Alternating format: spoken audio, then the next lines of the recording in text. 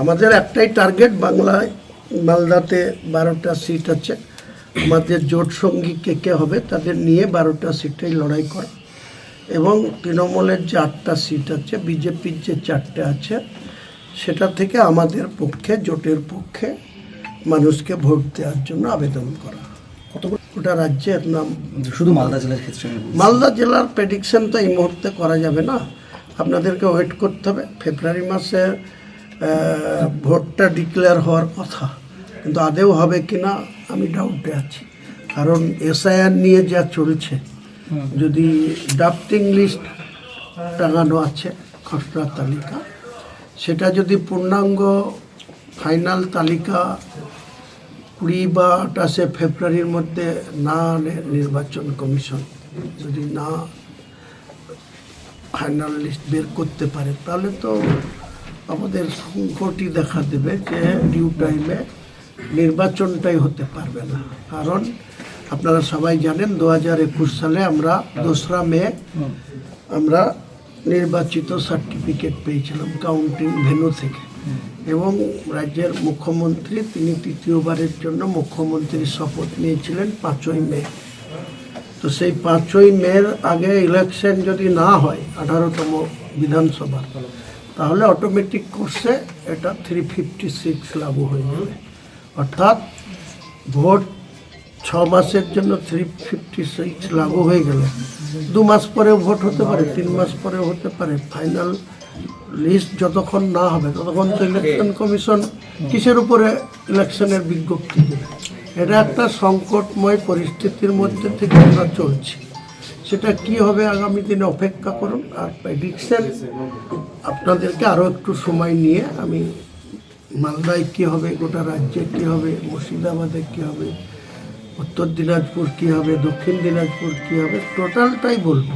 গোটা রাজ্যে যদি প্রার্থী হয় তাহলে কি হিন্দু প্রার্থীর সংখ্যা বেশি থাকবে? হ্যাঁ, নিশ্চয়ই নিশ্চয়ই। আমি তো 294-এর মধ্যে মাত্র 90টি মুসলিম প্রার্থী দেবো বলেছি, তাহলে আপনি হিসাব করুন যে 294-এর মধ্যে অনলি ফর 90 মুসলিম প্রার্থী, তাহলে আরও 204 তো অমুসলিম প্রার্থীরাই হবে।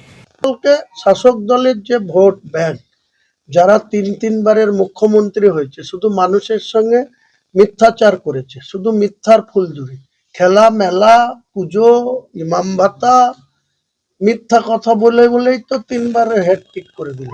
এদের যাতে আর 4র্থবারের জন্য এই মিথ্যাচার না করতে পারে পাবলিকের সঙ্গে, তাদের বিরোধিতা করা। আর সাম্প্রদায়িক বিজেপি গোটা দেশ চালাচ্ছে, আবার তারা রাম মন্দির করে দেখবেন সেই সিটটা হেরেছে, অযোধ্যার সিটটা কংগ্রেসের কাছে হেরেছে এই বিজেপি দল। প্রথমে তারা 2014-তে নরেন্দ্র মোদী প্রধানমন্ত্রী হন, তখন 282 পেয়েছিল, দরকার 272 পেয়েছিল, 282। পরের বছর 2019-এ তাদের 272 দরকার, পেয়েছিল 303, আর তাদের শরিক দল নিয়ে 353। তারপরে 2024-এ এসে 272 দরকার, পেয়েছে কত? 240।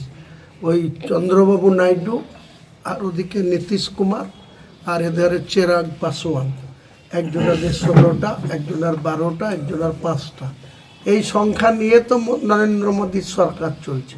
আমি আপনাকে এইটুকু প্রেডিকশন করতে পারি, বাংলার রাজনীতিতে আগামী দিনে আমরা জনতা উন্নয়ন পার্টির সহযোগী যারাই থাকবে তাদের নিয়ে আমরা সবারই থেকে বেশি আসন পাব, বিজেপির থেকেও বেশি আসন পাব, তৃণমূলের থেকেও বেশি আসন পাব। এটুকু আপনাকে আমি জোরের সঙ্গে এই প্রেডিকশন রাখছি মালদার মাটিতে দাঁড়িয়ে।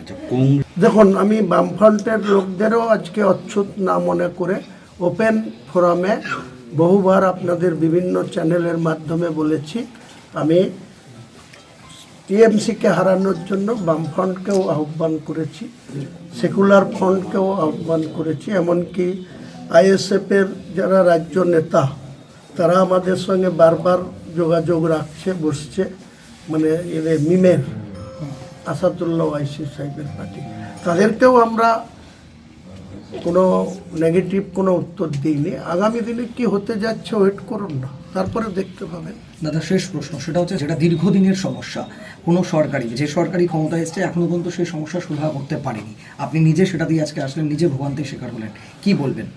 দেখুন, বাংলার মানুষের যারা ভোট নিয়ে সরকারে এসছে, দীর্ঘ 34 বছর লেফট ফ্রন্ট সরকারে থেকেছে, তারাও মানুষের সঙ্গে মিথ্যাচার, তাদের ব্যক্তিগত স্বার্থ, ক্যাডারদের স্বার্থ, আম পাবলিকের কথা গুরুত্ব দিয়ে ভাবেনি।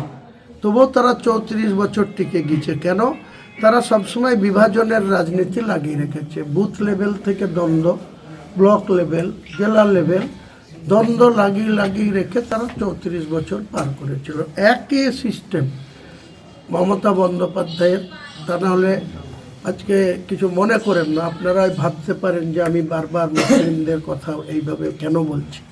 আজকে বাংলার মুখ্যমন্ত্রী মুসলমানদের ভোট নিয়ে, সিংহভাগ ভোট, আপনি 1000 মুসলমানের বুথ, একটাও হিন্দু ভোটার থাকবে না। 1000 মুসলিম বুথ, সেখানে বিগত দিনে 2021-এ 2024-এ Vidhan Sabha Lok Sabha vote of percentage of poll, আপনারা ডিএম অফিসে record, right to information act 2002 আছে একটা, ভারতবর্ষের সরকার এইটা তথ্য জানার অধিকার মানুষের অধিকার হিসাবে প্রতিষ্ঠা করেছে। এই ধারাতে আপনি একটা জানতে চান যে 2021-এ কোনো 1000 মুসলিম বুথে কত পার্সেন্ট ভোট পোল হয়েছিল, দেখবেন তথ্য উঠে আসবে। সেখানে মিনিমাম 80 থেকে ম্যাক্সিমাম 88 পর্যন্ত পার্সেন্টেজ পোল মুসলিম বুথে। 1000 মুসলিম বুথের ভিতরে 800 থেকে 880। সেম আপনি একটা 1000 হিন্দু বুথ ধরে নেন এই মালদার কোনো জায়গায়, দেখবেন পোল 65 থেকে 72 যদি বেশি দেখাতে পারেন, আমি এখানে যা শাস্তি দিবেন মেনে নেব। তাহলে ভোটের যে পার্সেন্টেজ, সেখান থেকে আরও 10% জাম্প করছে মুসলিমরা, দিয়ে সরকার নির্বাচিত করছে। তাদের কাজের নিরিখে কি? আজকে যে পাড়ায় সমাধান, একটা মুসলিম বুথে যেখানে 88% ভোট দিয়ে টাকা, আর যে ওই বুথে 70% পোল করে বিজেপি ভোট পেয়ে যাচ্ছে একাই 50%, বাকিরা সব ভাগ হচ্ছে, সেখানেও 10 লাখ টাকা। এই যে দ্বিচারিতা, তাহলে শামসির ভোগান্তি তো ভুগতেই হবে। যদি আবার এই সরকারকে নির্বাচিত করে, তাহলে কোনোদিনই শামসির এই রেলগেটের। আমাদের ভিডিও ভালো লাগলে লাইক এবং শেয়ার করুন, কমেন্ট সেকশনে গিয়ে জানান আপনাদের মতামত। আরও ভিডিও পেতে আমাদের চ্যানেল সাবস্ক্রাইব করুন এবং প্রতি মুহূর্তে খবরের আপডেট পেতে প্রেস করুন বেল আইকন।